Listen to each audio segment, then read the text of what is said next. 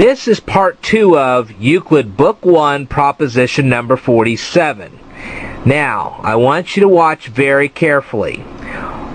What did we do in Euclid Book 1, proposition number 46? We had a length, which right here is AB. Okay?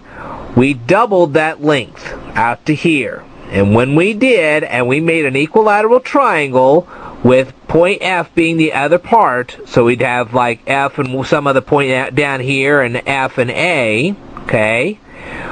We could draw this line right here, FB, and it would be perpendicular to BA.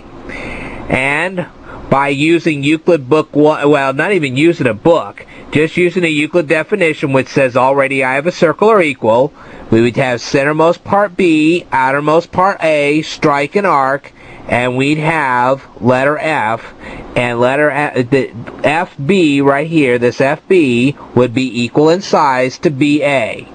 Okay?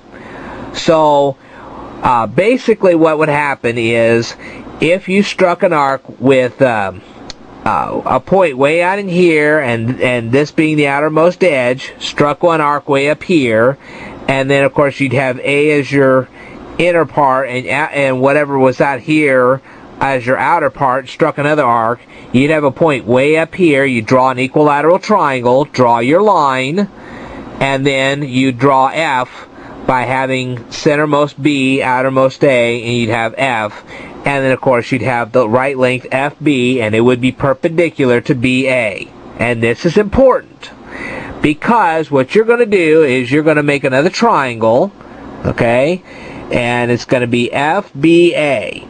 To make this triangle. Then you're going to duplicate this triangle by using Euclid Book 1, proposition number 22, and you're going to land it right over here, so now you have a triangle FGA, which is going to be equal in size to FBA, and thus making your square.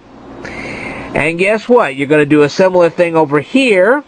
You're going to make triangle CAH by using an equilateral triangle, and then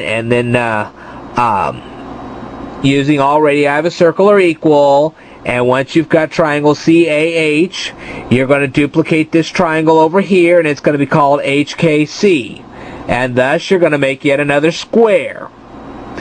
You're going to do the same thing right down here.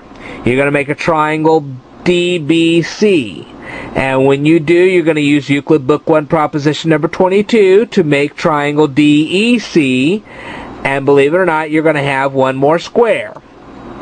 Alright, that's the second part of Euclid Book 1, proposition number 47. We've got a couple of more lines we have to draw, so stay tuned.